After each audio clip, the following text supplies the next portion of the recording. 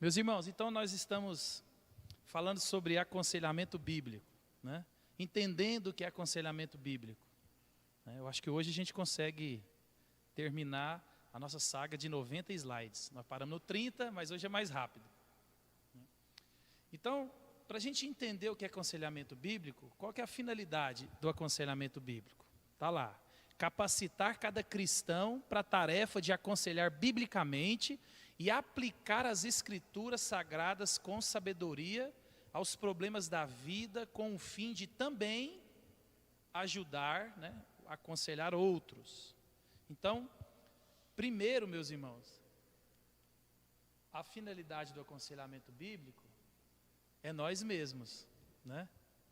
Porque a gente tem que estar sadio para levar os outros a ser saudáveis também, né?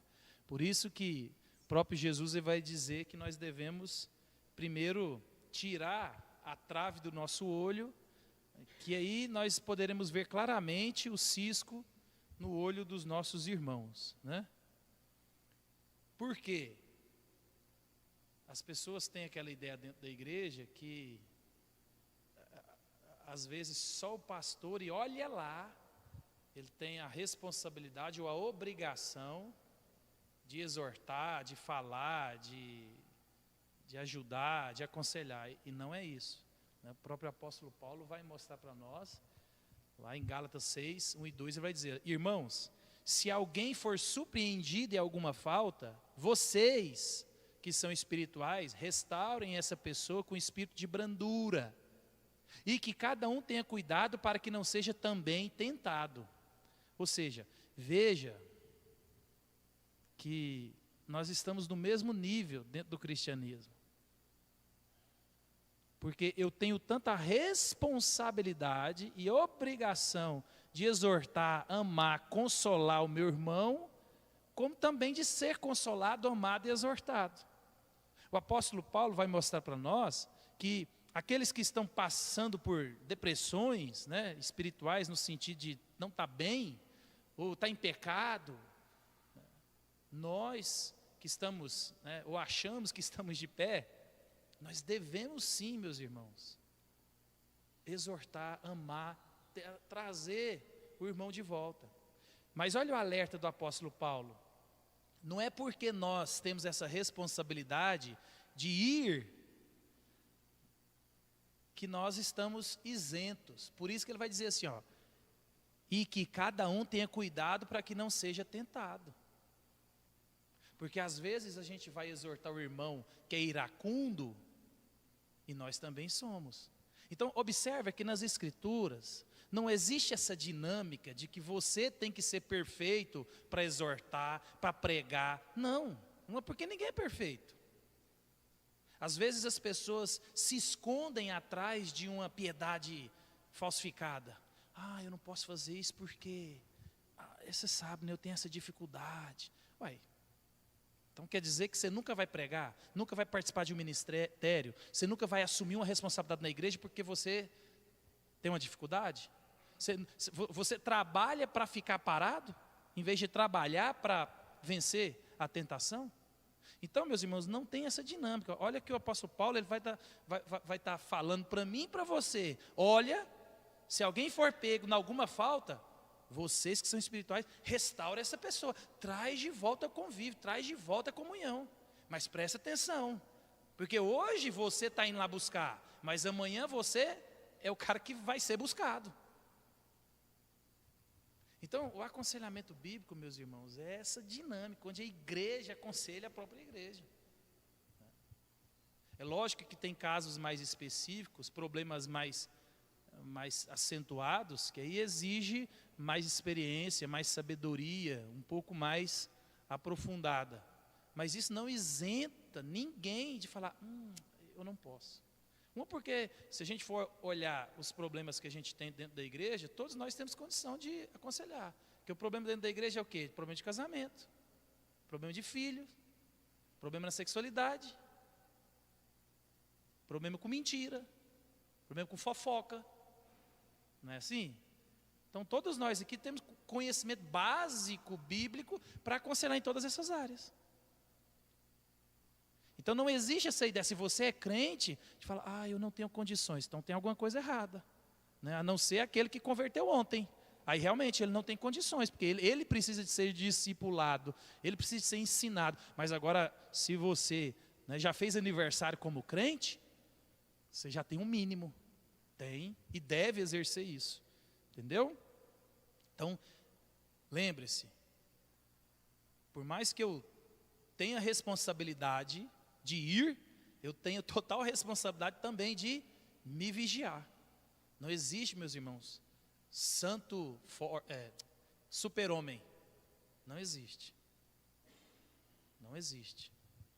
Às vezes nós caímos em pecados, não é por ser vergonhista, não, por falta de atenção. Por falta de atenção. Às vezes você está desligado, e aí muitos casais caem em adultério por falta de atenção. Vai deixando se envolver, quando vê, caiu. Falta de atenção, né? Então é isso. Então o versículo 2, Paulo vai mostrar para nós: levem as cargas uns dos outros, e assim estarão cumprindo a lei de Cristo, né? Amar a Deus sobre todas as coisas e o próximo como a ti mesmo. Ema, cada um com seu problema. A gente fala até, né? É bíblico? É bíblico? É? Não é. Não quero nem saber disso não. Cada um com seus problemas. Não é bíblico. Não é bíblico. Então, meus irmãos, não existe essa dinâmica dentro do corpo de Cristo. Porque, presta atenção, Deus nos trata como família. Deus é meu pai, vocês são os meus irmãos. Nós vamos morar no céu. É simples, mas a gente tem que ficar falando. Se eu não quero me relacionar com você aqui, na terra, provavelmente nós não iremos nos relacionar no céu, porque alguém de nós não vai. Não existe alguém amar a Jesus só para ir para o céu. Não existe isso. Isso são enganos do nosso coração, entendeu? Gente que não congrega, gente que não membra. Por exemplo, não existe membro do corpo de Cristo que não está membro da igreja de Cristo. Não existe. Isso são invenções do nosso coração para nos livrar da culpa. Entendeu? Por isso que a gente ouve muito isso. Não, igreja não é isso aqui. Igreja é a pessoa. Não existe isso. Realmente, a igreja não é o templo, mas aqui é a reunião da igreja. O time do Flamengo, quando entra em campo, ele entra com quantos? Com 10 em campo e 1 no gol. Ali é o time do Flamengo. Quando você encontra um jogador do Flamengo na praia jogando futebol, o time do Flamengo está lá? Não está. É a mesma coisa. Aqui nós somos igreja. Lá na sua casa, você é membro. E membro fora do corpo, ele é só uma carne podre. Entendeu? Por isso que leve a carga uns dos outros. A sua vida importa. E deve importar. Né? Eu não sei como é que era a dinâmica no começo da igreja, onde todo mundo passava perrengue. Né? Está perto de acontecer, nós vamos ver isso. Nós vamos ver. Estou com 38 anos, eu vou ver. Se eu não morrer por agora. A igreja ser perseguida. Eu vou ver. Não tem como não ver. Eu já vi ontem na internet que tem um pastor no Nordeste foi preso. Agora, porque ele estava pregando contra o homossexualismo. Foi preso. Então, meu irmão, já está acontecendo. Está pontual. Mas daqui uns dias vira uma avalanche. Aí nós vamos separar os meninos dos homens. Né? Aí vamos ver quem que é crente. A hora que você precisar de socorrer. Meu irmão, imagina naquela época, alguém perdendo tudo, bater na casa do irmão. Imagina, Deus já está treinando a Thaís, ó. Bate lá, um crente na igreja. O que foi? A Thaís fala, perdi tudo, tomaram minha casa, tomaram minha empresa, tomaram meu dinheiro, não tem nada. Eu preciso de um lugar para dormir. Uai, entra aqui, Deus já me treinou. Meu irmão, isso é real. Isso já acontece em alguns lugares. Então, tira essa ideia da sua cabeça de que o cristianismo é individual. Não existe isso. Não existe isso. Deus morreu por um povo. Deus vem buscar um povo, não uma pessoa. Então, corpo é um povo. Por isso que quem leva a carga uns dos outros é o povo. Né? É o povo. Aí, o último aqui para a gente ir para o nosso slide. Então, todos nós aqui somos conselheiros. Ah, pastor, eu não tenho treinamento, eu não fiz seminário. Ah, pastor, eu dei o exemplo aqui da avó, que eu já vi a avó aconselhando ali, ó. É porque às vezes a gente usa nomenclaturas, né, aconselhamento, aí você fala, ah, não, eu não. Isso aí é para fulano, ciclano. Não, a avó faz isso aqui direto. Eu vejo ela dando uns puxão na orelha, ninguém não vem no culto. Isso é aconselhamento. O problema é que a gente está tão preocupado com a nossa vida que fala, não, eu não vou falar nada para o irmão, não vai que ele fica bicudo. Que fica o irmão bicudo, ele está errado. Né? Ué, não está vindo mesmo para o culto. Não quer ser chamado a atenção, vem para o culto, né? Não é ou não é, vó? É, ué. A pessoa quer a bênção de Deus, o Deus da bênção, quer dinheiro, quer proteção, quer saúde, mas não quer congregar, não quer cultuar. Não existe isso. Aí tem que puxar a orelha mesmo. E se for ovelha, abaixa a cabeça. Se for bode, dá a cabeçada. Sempre é assim. Então, todos nós somos conselheiros. Olha o que o apóstolo Paulo fala para a igreja de Romanos. E estou certo, meus irmãos. Sim, eu mesmo, a vosso respeito. Né, ele está falando para a igreja de Romanos, de Roma. De que estáis possuídos de bondade, cheios de todo conhecimento, aptos para vos admoestardes uns aos outros. Está aqui, meu irmão. As escrituras estão mostrando que o crente convertido, que foi discipulado, com o mínimo de conhecimento para a salvação, ele tem condição de conduzir outra pessoa. Ele tem. Então, problema de casamento, né? Problema de filhos, problema de relacionamento, problema de fofoca, problema de mentira, problema de adultério, problema... Esses corriqueiros que a gente tem. Quem aqui que não tem condição de aconselhar biblicamente? Me aponta um aqui dentro que não tem. Todo mundo tem. A gente não faz por quê? Porque às vezes a gente não quer... Eu preparei uma aula, a gente vai falar isso. É porque eu quero fazer uma sequência para a gente ir organizando o pensamento. Sobre temor de homens. Isso é pecado. Porque às vezes a gente está mais preocupado com a nossa reputação do que com a de Deus. Foi por isso que Deus falou para Eli, Eli, você honra mais seus filhos do que a mim. Seus filhos estão fazendo algazarra dentro da minha casa, você não repreende seus filhos. A gente faz a mesma coisa. A gente está vendo o irmão em pecado, a gente sabe que o irmão da igreja está fazendo coisa errada, alguém perto de nós está fazendo coisa errada, e você fala assim, eu não vou intrometer não. Depois ele fica achando, ou pensando isso de mim, ou isso, aquilo, eu vou ficar quietinho aqui. Isso é pecado, porque você não está pensando no irmão, você está pensando em você, na sua reputação, porque tem gente que gosta de ser o bonzão, o amoroso, o cara do abraço, o cara que socorre, né? E a gente passa a mão na cabeça, vai passando a mão na cabeça e participa do erro do outro, porque quando você... Tem diferença de quem rouba o carro, o banco, ou quem dirige o carro? Tem? Quando a polícia prende a quadrilha, ele fala, quem entrou no banco? Ah, não, eu só dirigi o carro. Ah, então você pode ir embora. É assim que funciona? Então, meu irmão, quando você sabe, presencia e fica calado, você dirige o carro. Então, dirigir o carro ou entrar dentro do banco, é a mesma coisa. A aula já está prontinha. Nós estamos na sequência para ir organizando na cabeça da gente aqui, para a gente não se perder. Mas aconselhamento é isso, a gente cuidar um dos outros. Rose, põe lá no 30 para mim, porque para mim passar aqui, vai, slide 30. Que aí a gente dá um... Então, essa é só a introdução para quem não viu a outra aula. Aí a gente já vai para o slide onde a gente parou.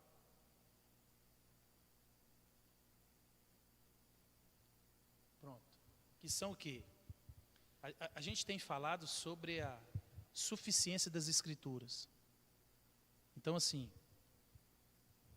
o aconselhamento bíblico, ele parte do pressuposto que você crê e vive na inerrância, na suficiência das Escrituras. Porque eu não posso aconselhar você biblicamente se você não crê na Bíblia. Por isso que o aconselhamento bíblico é para todo mundo? Não. Tem muito crente que tem até um jeito de você descobrir. Às vezes o próprio crente chega lá para conversar com você, dá para você descobrir se ele está precisando de aconselhamento bíblico ou de discipulado, pregação do evangelho. Porque tem muito crente que não é convertido, sabia? Muito, muito. Então, se você não crê nas Escrituras, não tem como eu te aconselhar biblicamente, né? Se você acha que as ideologias humanas ou as outras vertentes do saber são melhores, mais importantes do que a palavra de Deus, eu não posso falar nada para você. Não tem como, né? Não tem como. A Bíblia, por exemplo, vai mandar você cuidar dos outros, pensar nos outros, né? E o humanismo que a gente tem visto vai falar cuidar de você, pensar em você, fazer para você. Aí se você acha melhor fazer para você do que fazer para os outros, não tem como essa concorrência. Por quê? Porque o aconselhamento bíblico, ele parte do pressuposto que a Bíblia é suficiente, é tudo que eu e você precisamos. Tudo que eu e você precisamos. Para a salvação, para os relacionamentos, para a vida conjugal, para a vida de relacionamento com filhos, para a vida na igreja, para a vida nos negócios, para tudo. Tudo a Bíblia, ela nos orienta, nos dá sabedoria. Agora o que a gente faz hoje nas igrejas, e o crente faz, é pensar.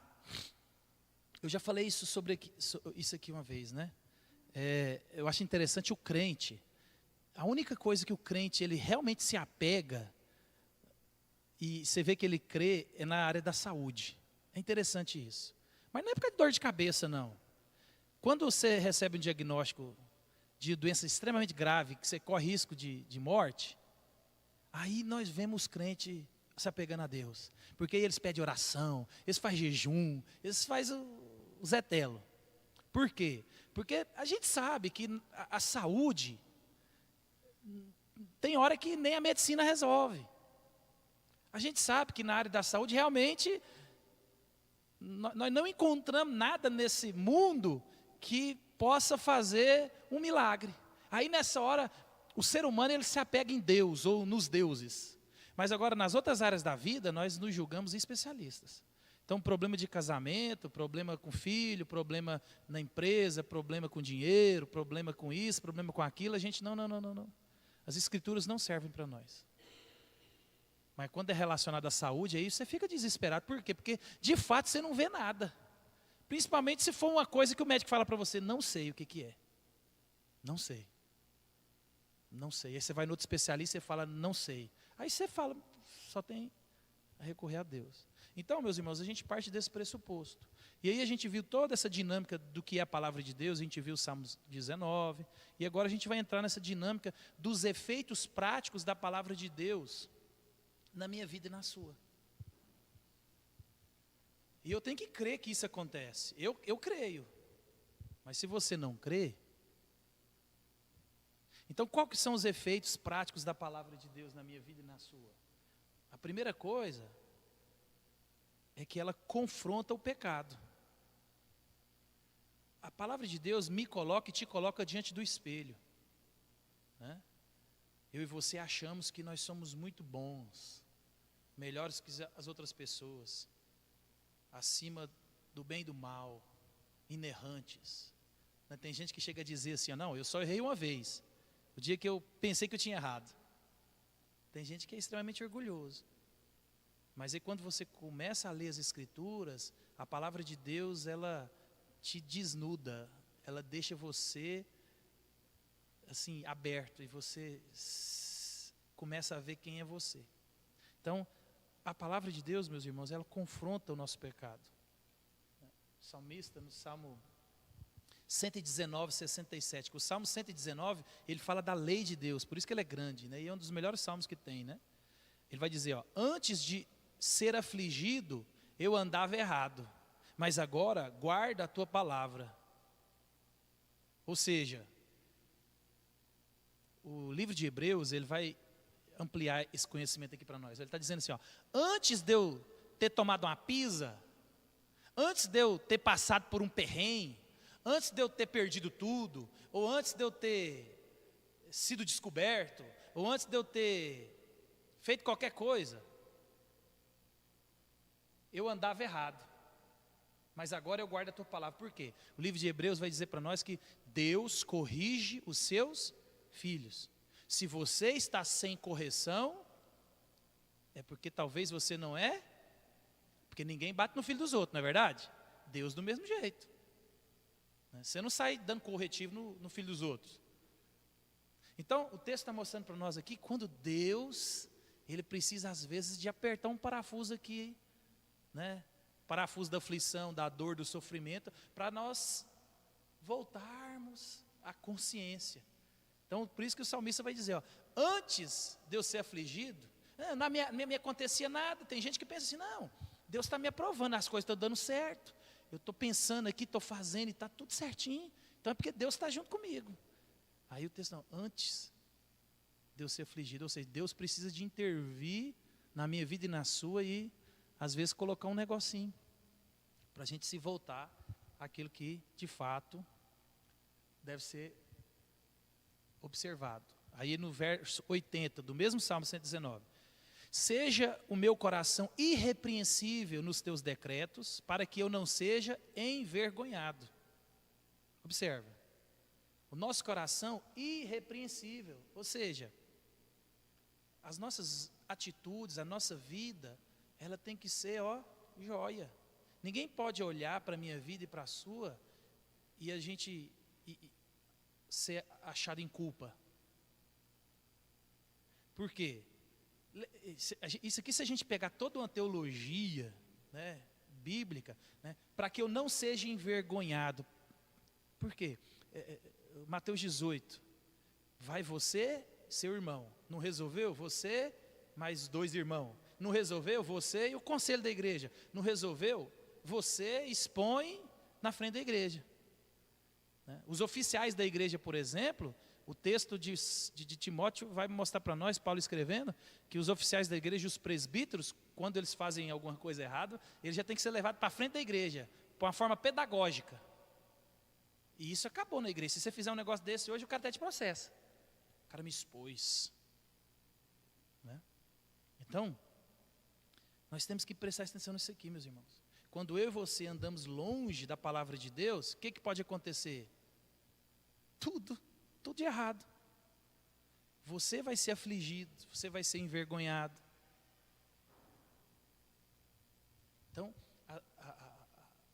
a gente tem que orar todo dia de manhã, na hora que você acorda, e falar, Senhor, descortina os meus olhos para que eu comece a pensar a partir da Tua palavra, eu sentir o que o Senhor sente, e sentir a dor do pecado, sentir a vergonha do pecado.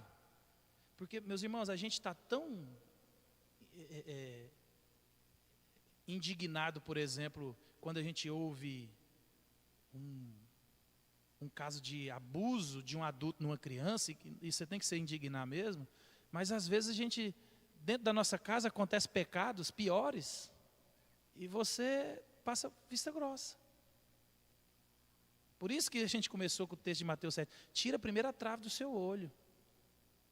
Então assim, uma criança que foi abusada, eu já contei para vocês aqui, né?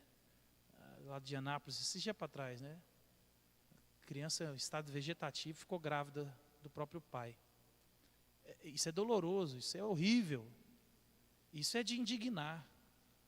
Mas às vezes, nós na própria casa que a gente mora, a gente concorda com as atitudes dos nossos filhos, concorda com as atitudes do nosso cônjuge, e a gente não fala nada.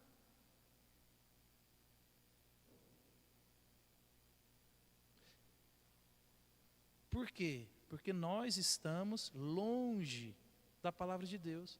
Se você está longe, é o que acontece.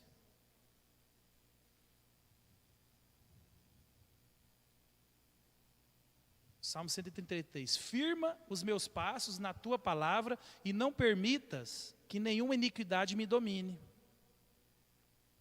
Aí alguém diz assim, ó, eu sou viciado nisso. Não. Ah, mas eu estou numa caminhada aqui de escravidão. Não, meu irmão. Deus, Ele pode te libertar desse pecado. É só você firmar os passos na palavra. Hoje à noite a gente vai falar sobre algumas coisas que Deus coloca na minha vida e na sua, para a gente mostrar para o nosso coração quem é o Deus dele. Às vezes, ou a maioria delas, Deus não tira de nós esse desejo desesperado, desenfreado por algum pecado. Entendeu? Conhecemos casos, por exemplo, de pessoas que têm dificuldade com o sexo oposto, né, homossexualismo. Conhecemos casos de pessoas que Deus, de fato, tirou aquele desejo, a pessoa casou e normal. Conheço fatos de pessoas que Deus não fez isso. E a pessoa mata carne todo dia, levanta e dorme matando o seu desejo. Por quê? Contato com as Escrituras, meu amigo. E a Bíblia, ela é a ferramenta que Deus deu para mim e para você, para que nós possamos mostrar constantemente para o nosso coração quem é o Deus dele. Às vezes a gente pensa assim, não, mas eu não estou me sentindo bem. Ah, não, mas é porque assim, eu estou me sentindo mais fraco. Hoje à noite eu vou dar esse de exemplo melhor, né? A gente vai falar, eu não dei o dízimo porque eu tive um peso no coração, e a Bíblia fala para dar com alegria, aí eu não dei. O dízimo, meus irmãos, é a ferramenta que Deus deu para mim e para você, para mostrar para o meu coração e para o seu quem que é o Deus dele. Não é para você se sentir bem, alegre. É bom fazer isso, dessa dinâmica. Mas tem hora, meu irmão, que você vai entregar o dízimo e falar, Senhor, isso aqui eu estou fazendo esse negócio aqui para mostrar para o meu coração que o Senhor é o Deus, porque a vontade que eu estou mesmo era de ficar com esse negócio do bolso. Entendeu? Então, a leitura, a oração, são ferramentas que Deus deu para mim, para você, para a gente matar a carne. Eu queria tanto assistir um filme, ficar em casa fazendo nada, mas eu tenho que dar uma lida, eu tenho que escutar. Né? Então são coisas que Deus coloca na minha vida e na sua, para a gente treinar o nosso coração. O problema é que se disseminou uma coisa dentro da igreja que você tem que se sentir bem para ir para a igreja, se sentir bem para ir na casa do irmão, se sentir bem para fazer isso, se sentir bem para fazer aquilo. Meu irmão, tem dia que eu levanto e quero dar um murro na cara da minha mulher. Ué, tem dia que ela quer dar um murro na minha cara. Tem dia que se eu pudesse eu pegava e dava uma porrada na cara dos meus meninos. Por quê? Porque eu sou pecador. Eu também tenho meus pecados, as minhas dificuldades, e Deus tem que mostrar para mim, ei, agora se eu precisar de me sentir bem para mim entrar dentro da minha casa, eu estou perdido. Tem dia lá que vou ter que passar 2 dias fora de casa. Ela não deixou de ser minha mulher, os meus meninos não deixou de ser meus filhos. E quando eu paro para pensar, 99,999% dos problemas é coisa do meu coração. É porque às vezes eu falei uma coisa e escutei o que eu não gostei. Aí eu fiquei bravo com a minha mulher. Aí eu quero dar uma porrada nela, né? Aí depois eu vou orar e falar, rapaz, eu que estou errado. A mulher estava certinha. Porque a mulher da gente, o marido da gente, eles sabem colocar algumas coisas. Não fala do jeito certo, né? Às vezes fala, né, com tanto carinho, mas fala a verdade para a gente. A verdade é difícil. Mas Deus, a gente falou isso no encontro de casais, né? É o cônjuge, é a pessoa que Deus colocou na minha vida, é a lixa, para apontar o meu pecado, a minha dificuldade. Então, nós temos que entender isso. Se você tiver na palavra de Deus, os seus passos são firmados. Nenhuma iniquidade irá te dominar. Por isso que Paulo vai mostrar, embriaguez, não com vinho, mas enchei-vos do Espírito. Por quê? Porque daquilo que você está cheio, é aquilo que te domina. Está cheio de cachaça? É a cachaça que te domina. Está cheio do Espírito? É o Espírito que te domina. Então a gente vence pecado como? Correndo, em primeiro lugar, né? Que é a técnica de José. né? Você não está forte o suficiente. Então, a primeira técnica para vencer o pecado é correndo.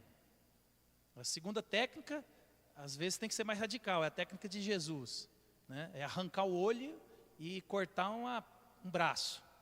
Às vezes a gente precisa quebrar um celular, cortar a internet de casa. Às vezes a gente precisa de cortar a rota. Ou essa rota aqui me faz pecar, porque ali tem um barzinho, ou ali tem uma casa de um amigo meu, de uma amiga minha, e eu passo lá e a gente conversa o que não pode, fala o que não presta. Então, às vezes a gente tem que cortar. Às vezes chega a ponto de tem que cortar o lugar onde eu trabalho, tem que cortar alguns relacionamentos. Técnica de Jesus. Técnica não, né? É ordem de Jesus. Então, se você tiver os passos firmados na palavra, a iniquidade, esses pecados não mais... Lembra, se você é crente, você foi liberto da culpa do pecado e da escravidão do pecado. Então, o pecado, quando você comete ele consciente. Por isso que você fica com peso na consciência. Quem é descrente, por exemplo, eu já contei isso para vocês aqui, que eu já ouvi um homem virando para mim falando assim, rapaz, o que mantém meu casamento bom é minha pulada de cerca. Então eu vou lá, né, arrumo outras meninas, aí eu fico mais leve, dou uma descarregada, é o que mantém meu casamento. Isso é diabólico. Então é a palavra de Deus, meus irmãos. Palavra de Deus, sempre ela. Então, qual que é o outro efeito da palavra de Deus na minha vida e na sua? Ela orienta a vida. A gente tem essa facilidade de viver autônomo, né? A gente acha que entende de tudo. Mas quando a gente olha, meus irmãos, a gente não entende de quase nada. De quase nada.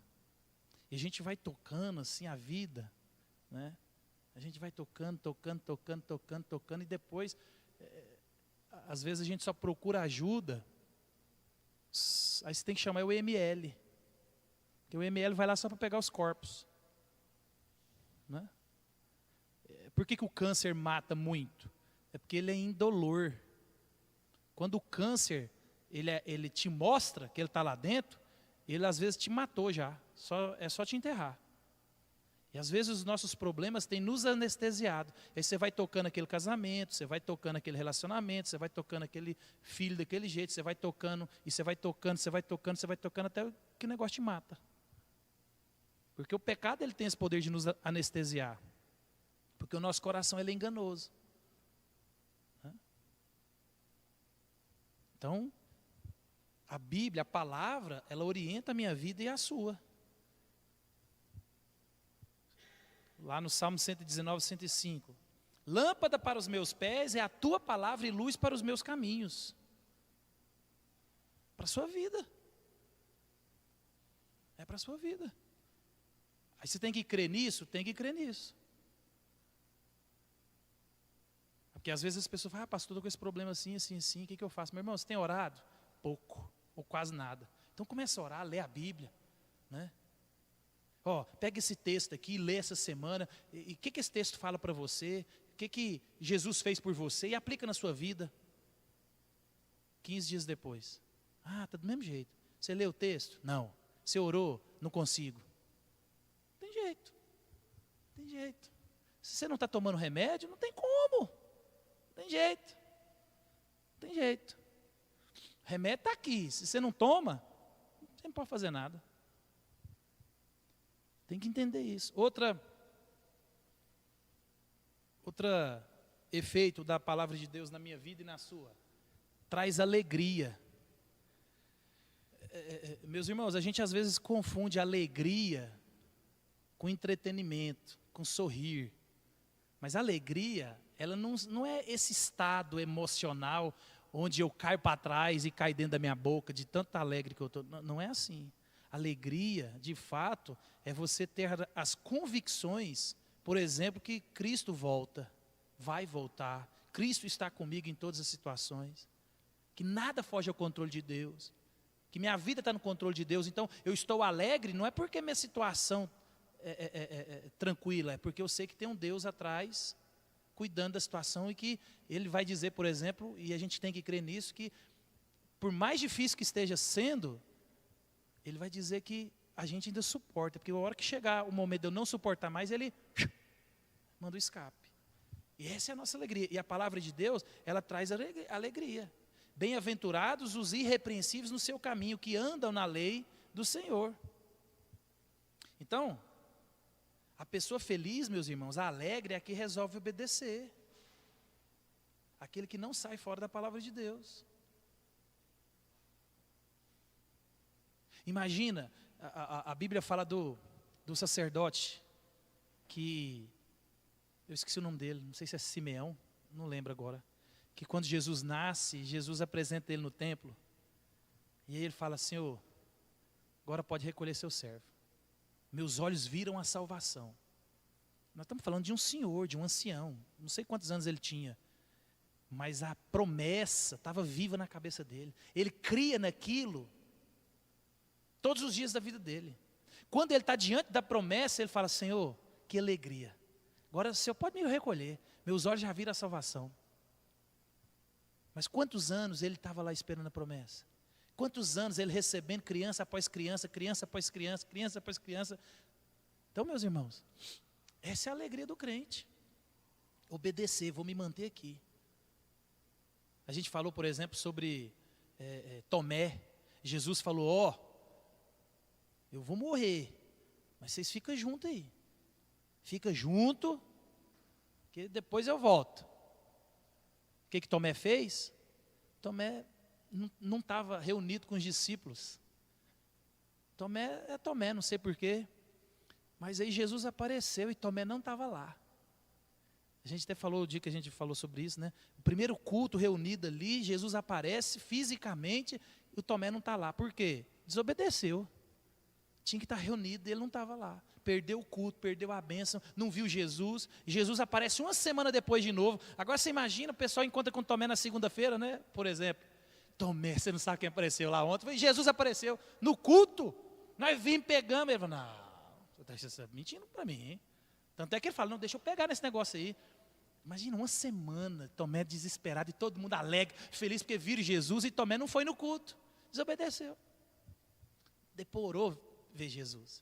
Então, meus irmãos, bem-aventurados, felizes, aqueles que andam no caminho do Senhor. Aqueles que não saem fora da palavra de Deus. Bem-aventurado os que guardam seus testemunhos e buscam de todo o teu coração. Buscar de todo o coração, meus irmãos, é buscar, não é só quando você está precisando, não. Quando você está no... Eu mudei, bem-aventurados, porque o outro de trás, ele começava com bem-aventurados também. Então, buscar de todo o coração é você estar buscando, orando, lendo, estando bom e estando ruim. Porque a promessa está viva. A fé é uma fé viva. A fé ela é dinâmica. Agora as pessoas elas vivem baseado no humor. Né? Depois a gente vai falar sobre isso em outra aula. Tem gente que vive por sentimento. Está triste, ele trata todo mundo mal. Está alegre, trata todo mundo bem. Está com raiva, é bocudo, fala o que não deve. Está alegre, conta coisa também que não deve. Por quê? Porque ele vive os sentimentos. Aí o termômetro da vida dele é o sentimento. Quem governa a vida dele é o sentimento. Estou mal. Né? E não é assim, a gente é governado pela palavra de Deus. Pela palavra de Deus. Então, nós estamos sempre alegres, nós estamos sempre esperançosos, nós estamos sempre em obediência. Porque quem governa a minha vida não são meus sentimentos. Então, eu tenho que amar minha esposa. Hoje eu não estou dando conta, mas eu vivo pela palavra de Deus. Eu vou lá, dou um abraço, dou um beijo, falo, estou indo ali. Deus abençoe. Por quê? Porque quem governa ou deve governar minha vida é Deus, a palavra, e não meus sentimentos.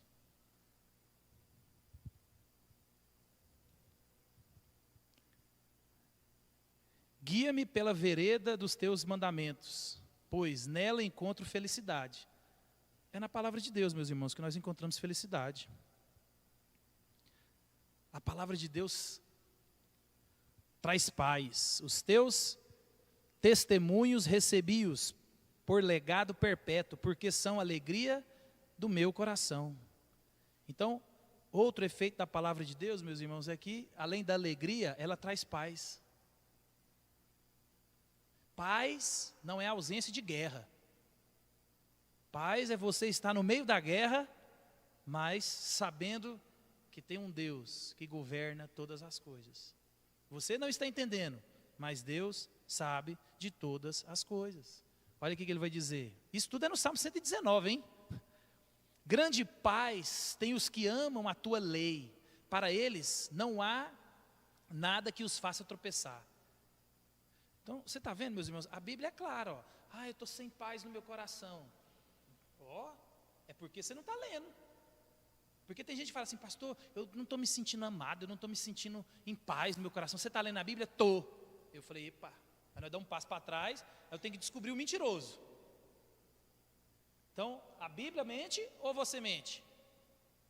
Porque se a Bíblia diz que grande paz tem os que amam a tua lei, então, se você está em contato com as Escrituras todos os dias,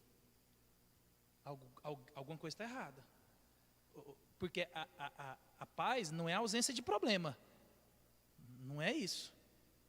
Paz é você saber que você é amado, você saber quem Deus é, saber quem é você, saber que tudo que você faz é para a glória de Deus, mesmo que as circunstâncias não sejam favoráveis. Isso nos traz paz. É saber que eu estou em paz diante de Deus. Isso traz paz para mim e para você. 1 Coríntios 15, 19 vai dizer assim, se a nossa esperança em Cristo se limita apenas nessa vida, nós somos os mais infelizes homens. Tem gente que só quer Deus nessa vida, esquece da vida por vir. Por isso que o texto, Paulo vai falar assim, se você está pensando em Cristo, se você só vem para a igreja, e se você usa o nome de Cristo, ou usa Cristo só para as coisas dessa vida, só para ganhar dinheiro, para ter saúde, para resolver problema, você é o mais infeliz de todos os homens. Porque aqui nós somos peregrino e forasteiro. Deus falou, nós somos aqui mochileiro, entendeu? Aqui nós somos mochileiro. Aqui a gente dorme aqui e acorda em outro lugar, porque nós somos peregrinos e forasteiros. Mas tem gente que quer fazer daqui morada eterna. Rapaz, você fala, Jesus podia voltar. Não, e agora que eu estou saindo da faculdade, Jesus não pode voltar agora não. Nossa, Jesus podia voltar. Não, mas eu nem casei. E a gente já ouviu isso.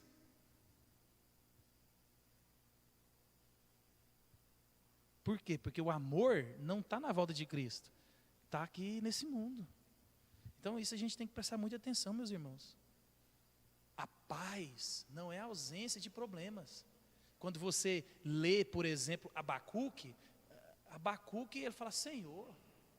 Ele já começa, Senhor, cadê você? Tá difícil aqui.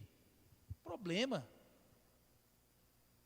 Pessoas estão massacrando o povo, injustiça. Até que Deus fala com Abacuque e ele termina o capítulo 3 e o livro. Ainda que a figueira não floresça. E aí a gente canta a música, é bonita, né? Então, meus irmãos, ainda que a figueira não floresça, ainda que não haja fruto, ainda que não haja saúde, ainda que não haja dinheiro, ainda que haja problema, ainda que haja espanto, ainda que haja todo tipo de males na minha vida, eu ainda me alegrarei no Senhor. Você está entendendo? O problema às vezes, nossa, é porque a gente não crê nisso. A gente foi... Problema do brasileiro. A gente conta um negócio para o outro e não vai ver se é verdade. Né? Esse sempre foi o problema da Igreja Católica. Ela proibiu o povo de ler a Bíblia. Então você lia a Bíblia a partir de alguém que leu a Bíblia. E aí muita gente, principalmente... O cara tinha contato com a Bíblia, escrevia algo sobre a Bíblia, que escrevia o outro algo sobre aquilo que o outro escreveu da Bíblia, e aí você ia ter contato com as Escrituras, você era o quinto, sexto na cadeia de comando. E a gente faz isso até hoje. A pessoa te conta uma coisa, você não tem curiosidade de abrir a Bíblia e testificar se é verdade ou não. E aí, resumindo, a gente chega na teologia da prosperidade, que ainda hoje é forte no nosso país. Por quê? Porque há um desejo de ganância, há um desejo, e o diabo, ele pega no meu coração e no seu, esse desejo de ficar rico, esse desejo de melhorar de vida, esse desejo de ter coisa. Paulo vai dizer, o Tiago vai dizer assim, ó, toma cuidado. Paulo vai escrever de Timóteo e falar assim, ó, os que querem ficar ricos caem em tentação. Isso é um problema. Mas aí, a teologia da prosperidade, ela colocou na mente da igreja que crente não tem problema, que crente não tem doença, que crente tem que estar sempre prosperando, que crente... Aí, você acredita naquilo, você nunca abriu a Bíblia. Nunca. Aí, se você for ler a vida de Paulo, Deus o livre. Eu não quero a vida de Paulo para mim, nada. Eu queria a intimidade que ele tem com Deus, a parte boa, né? Mas os problemas eu não queria, não. Mas o problema é que a gente volta, né? A gente não tem contato com as Escrituras, a gente não lê as Escrituras, né? E a gente não... E de quem a gente ouve a palavra de Deus, a gente não tem critério para saber se aquela pessoa é crente, se a denominação é boa, se a teologia é boa. Está cheio de gente aí escutando os pastores adventistas pregando. Porque eles têm a televisão, muito profissional, negócio muito bem feito, negócio bem profissional. Teologia ruim. E todo mundo fala, fulano é bom. E a teologia deles estão lá, ó. E estão empurrando goela abaixo. Não tem critério. Então, meus irmãos, a gente tem que entender que o problema nosso é porque a gente não quer contato com as Escrituras. E aí a gente só procura solução quando às vezes a vaca já foi para o brejo. Aí, né? Então, a palavra de Deus, o que ela também faz na nossa vida, além de nos trazer paz? Ela consola nas dores da vida. A minha alma se consome de tristeza, fortalece-me segundo a tua palavra. Então, meus irmãos, fortalece-me segundo a tua palavra. Quando você está triste, o que você tem que fazer? Ir para as Escrituras. Mas você está muito triste, você é controlado pelo seu sentimento. Você não está se sentindo bem, alguma coisa não saiu do jeito que você queria, aí você não lê a Bíblia porque você não está com vontade. Por quê? Porque você está sendo governado pelos sentimentos. Ninguém quer tomar chá de boldo. É muito ruim. Aí inventaram um chá de boldo doce. Não sei se é bom. Mas o pessoal toma como chá de boldo. Era igual metiolate. Hoje o metiolate não arde. E ele não presta. Então, meus irmãos, eu estou triste, vou conversar com Deus. Mas não, você está triste, por exemplo, com o seu cônjuge, você vai conversar com alguém para falar isso, a pessoa está errada mesmo, você está certa. Por quê? Porque você quer reafirmar aquilo que você acha que é. Porque a Bíblia vai falar para você assim, perdoa. Não, você não quer escutar o perdão, você quer escutar o você está certo. É isso mesmo. Então, meus irmãos, o que a gente precisa de voltar para a Bíblia? Ouvir, né, no sermão passado, né? Quando entrares na casa de Deus, preste atenção, fale pouco, preste atenção no que você está falando, ouça mais, seja tardio a falar e apto e pronto para escutar. Então, o que me consola na minha angústia é isto, que a tua palavra me vivifica. Quem aqui nunca teve essa experiência? Se não tem, é porque não está tendo lendo na Bíblia, meu irmão. Tem que ler. É a coisa mais maravilhosa que você está num dia mal, triste. Ou mesmo que você está num dia normal e você lê as Escrituras e aquele negócio acende um negócio em você. Um amor, um fogo, um negócio indescritível. Aquilo é bom demais. Sábado passado eu estava lá em Sinop. Sinop não, Sorriso. E eu fui para ir de manhã ver um jogo, mas eu não queria ficar lá o dia inteiro. E aí eu cometi um erro, que eu não cometo, constantemente eu não cometo, mas né, as necessidades me fizeram cometer esse erro crasso, que era andar de carona. E aí eu queria terminar um jogo e voltar para minha casa. Estou de carona no governo da carroça, né? Cheguei lá em casa às 7 horas da noite.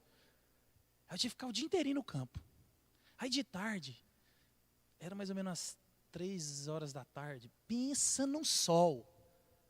Meus irmãos, um sol, e a gente estava ali meio perto de uns pés de eucalipto ali, pegando, e aquele horário que não tem nem sombra direito, sabe aquele... E um calor, não ventava, e umas nuvens longe. Gente, de repente começou a ventar, e vento. Gente, em 5 minutos começou a chover. E aí, eu estou sentado assim na beira do campo, e eu pensei em Deus naquela hora. Eu falei, é só Deus que faz isso aqui. Não tem, é Deus que fez isso aqui. Porque estava, gente, não tinha nada, o céu estava igualzinho isso aqui, ó, as longe nuvens assim, ó, não tinha vento, não tinha nada, um calor. Gente, em 5 minutos, começou a ventar forte, começou a chover, e o céu escureceu. E aquilo me deu uma alegria, eu comecei a rir. Foi muito rápido, foi questão de 10 segundos. Eu estava sozinho assim, perto de um amigo nosso lá, ele olhou assim para mim, né, e eu comecei a rir. E passou, mas eu lembrei de Deus, eu falei, Deus, o Senhor que fez isso aqui. E me deu uma alegria, porque Deus fez aquilo, porque Deus é o único que tem poder para fazer aquilo. Eu vi que foi Deus que fez, e é um negócio assim, que não tem como eu descrever para vocês o que eu senti, mas uma alegria de saber que Deus é verdade, que Deus é real. É coisa que, né, experiências que a gente com Deus, não é para você repetir, assim, pegar a minha vida e reprogramar, ou replicar. Então, meus irmãos, eu falei, Deus, o Senhor é maravilhoso demais. Porque não tem lógica. Gente, foi assim, você tem que ver. O tempo mudou, o ar começou a ficar fresco, aí logo passou a chuva. E o tempinho ficou show de bola. Aí eu terminei de assistir os jogos.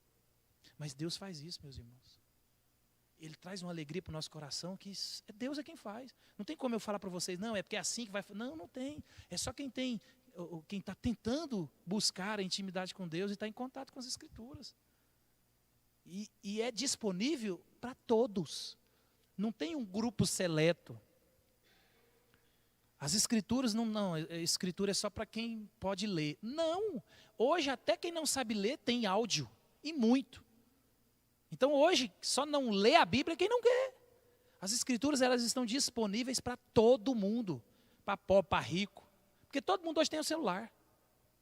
Todo mundo tem um celular. Todo mundo, a Bíblia, ela é baixada no celular de graça. Áudio Bíblia de graça. Você chega no YouTube, tem lá até o Cid Moreira já no YouTube, de graça. Pregação boa, de graça. Estudo, de graça. Artigo, de graça. Se você quiser, eu te dou site, que você, daqui até a volta de Jesus, você não dá conta de ler coisa boa que tem lá. Mas por quê? Contato com as Escrituras. Nos tira da aflição. Se a tua lei não tivesse sido o meu prazer, há muito eu teria perecido na minha angústia. É as Escrituras, meus irmãos, somente as Escrituras. Estou aflitíssimo, vivifica-me, Senhor, segundo a tua palavra. Quem não já se sentiu assim, meu irmão? Ué. Quem não já se sentiu aflito? Jesus, né, vai dizer, minha alma está profundamente angustiada, estou aflito. Você também pode sentir aflição, sentir medo. Nós somos assim, nós somos frágeis. Recorra às Escrituras, recorra à oração, recorra à leitura da palavra de Deus. Sobre mim vieram tribulações e angústias, mas os teus mandamentos são o meu prazer. Meu irmão, é aquela briga, né, da carne com o espírito. É aquela disputa da alegria, do contentamento com a tribulação e com a angústia. Meu irmão, é você que tem que decidir ali. Se você vai ler, crer e viver, ou se você vai se entregar à situação. E você pode observar que em toda a situação que você entrega os pontos, a situação continua do mesmo jeito. Quem mudou foi você.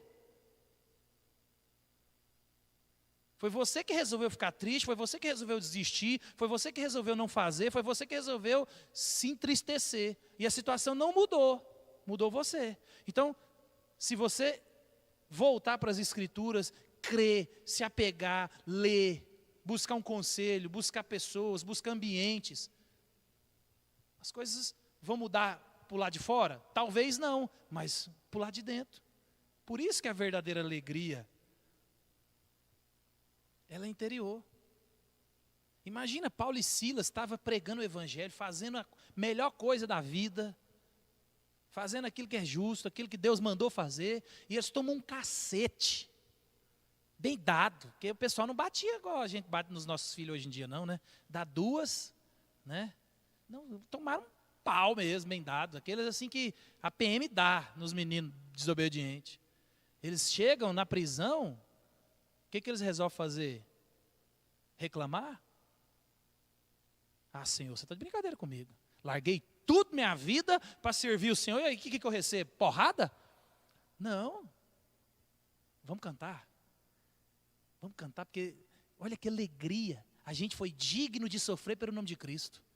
Olha só, eu não me acho digno. Paulo vai dizer depois, né? Eu sou um dos piores pecadores. Agora, eles me acharam digno de tomar uma surra em nome de Jesus, bate mais. Vamos cantar, alegria. Por quê? Porque eles entenderam quem era Cristo. Eles sabiam quem era Jesus. Agora nós não. O problema acontece, o que você faz?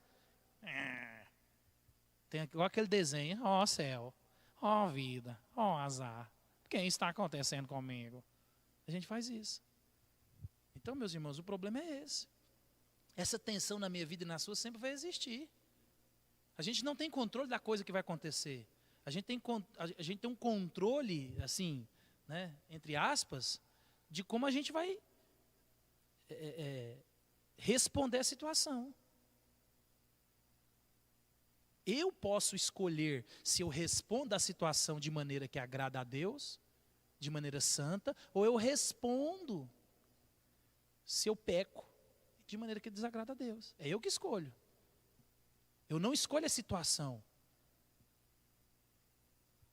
Eu escolho como eu respondo. A moça foi estuprada, ela não teve culpa, mas ela tem culpa de como ela responde isso. Aí eu fui abandonado, eu não tive culpa, mas eu tenho culpa de como eu respondo a isso. Então você não tem culpa do que acontece, muitas vezes, mas você tem total responsabilidade de culpa do que você e como você reage. Aí às vezes você pega a situação que você é vítima e você responde de maneira pecaminosa e acha que está na razão. Não, mas é porque... Não. Você respondeu de forma pecaminosa porque você quis. Foi você quem fez. A outra pessoa, ela é culpada? É, mas a responsabilidade é sua. Foi você quem respondeu assim.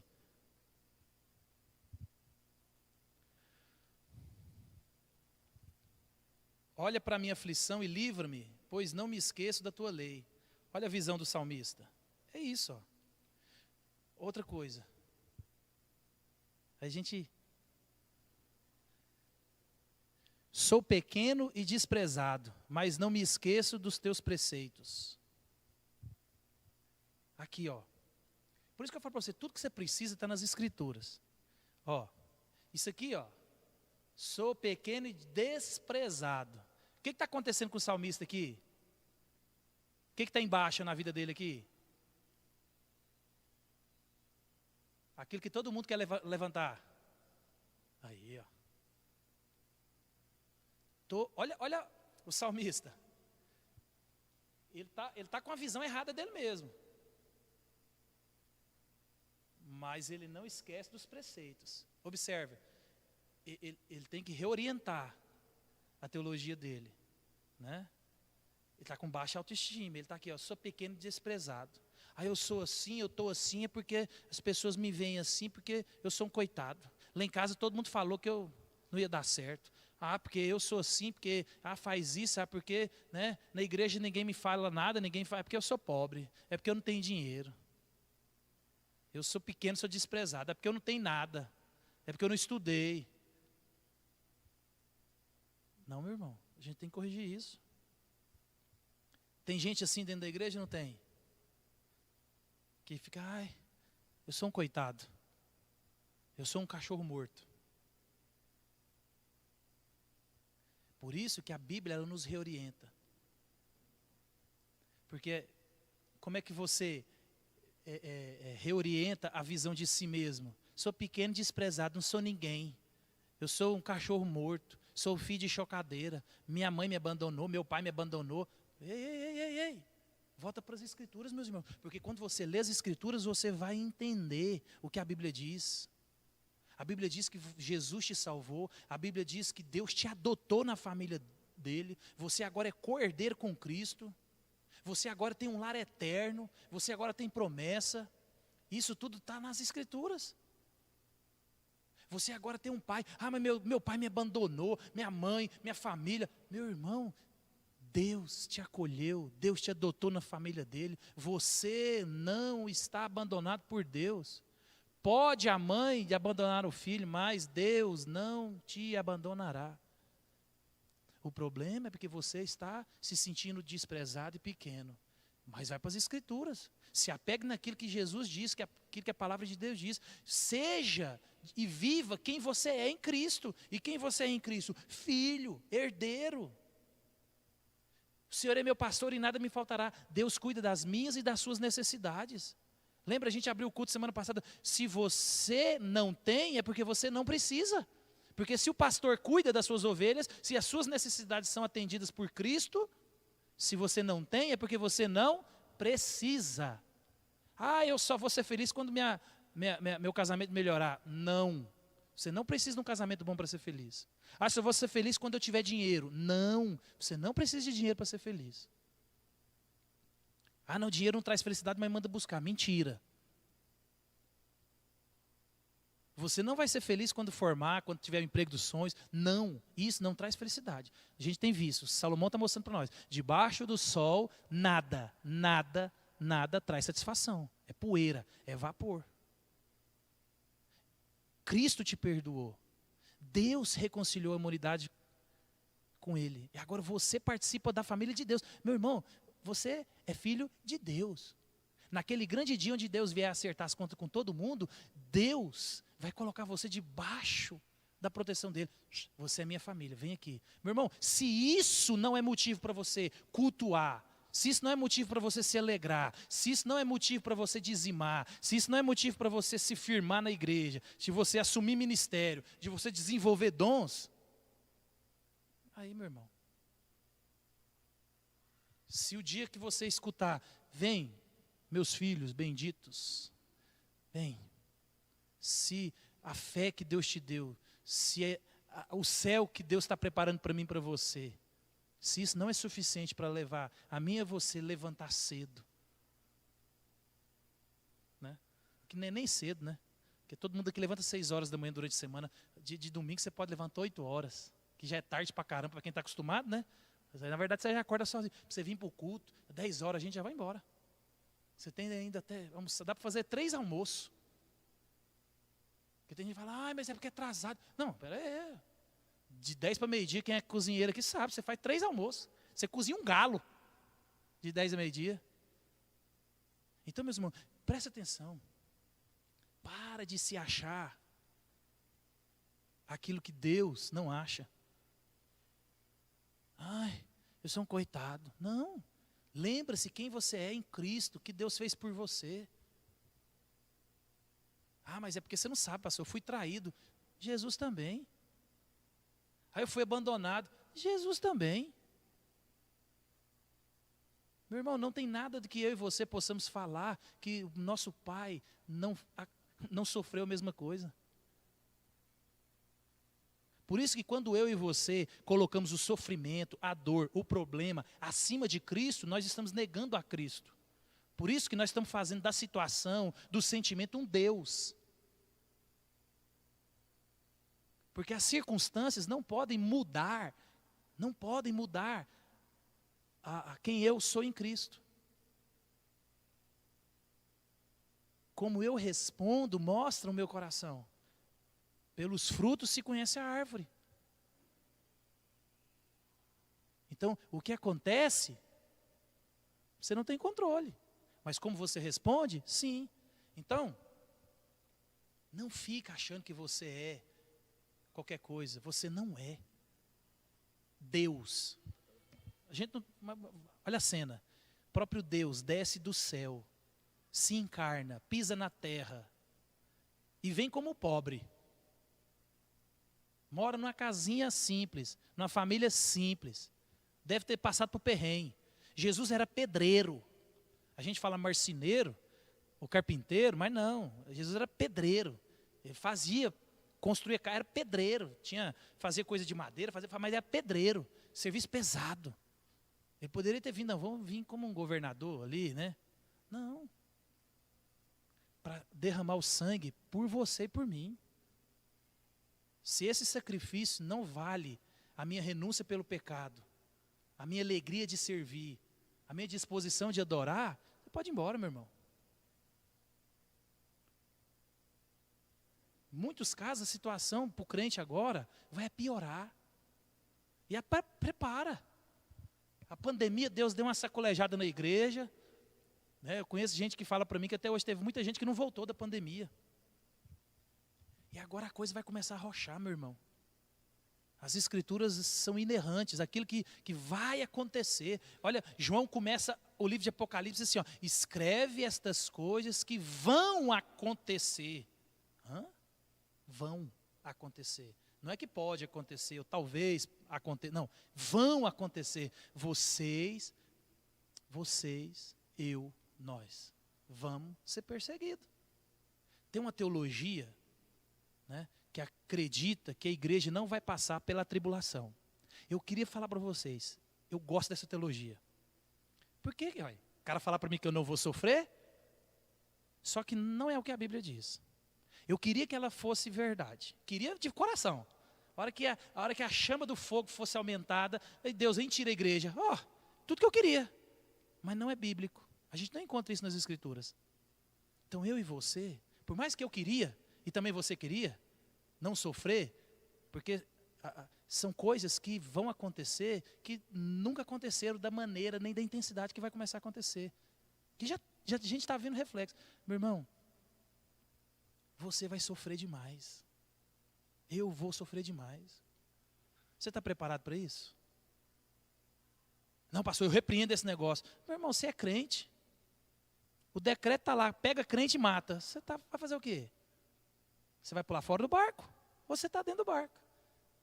Então, meu irmão, a palavra de Deus, ela nos mantém sintonizados na frequência de quem nós somos em Cristo. Filhos, herdeiros. A gente vai morar no céu. Aquilo que está todo mundo louco tentando conquistar, nós vamos pisar lá, que lá o asfalto é de ouro. Lá não vale nada. Nós vamos estar na presença de Deus. Gente, como é que deve ser levantar sem pecado? Gente, eu sonho com isso. Eu não sei se você sonha com isso. Deve ser bom demais a gente olhar uma coisa, olhar para minha mulher, para meus meninos, sem pecado. Olhar para um irmão, sem pecado, sem ver maldade, sem ter pecado. Lá vai ser assim, meus irmãos. Deus vai nos envolver da incorruptibilidade. Nós teremos o corpo glorificado igual de Cristo. Nós veremos Cristo, conversaremos com Cristo. Nós vamos ver todo mundo lá. Lá você vai poder perguntar para os grandes homens de Deus que pisaram na terra. Você vai poder conversar. E aí, como é que foi? A gente vai ver a história contada por quem viveu a história. A gente vai estar constantemente em adoração, louvor. Gente, se isso não te traz alegria, expectativa, esperança, nada mais te traz. Amém? A gente parou aqui, falta poucos slides. Só 40. Mas vamos chegar lá.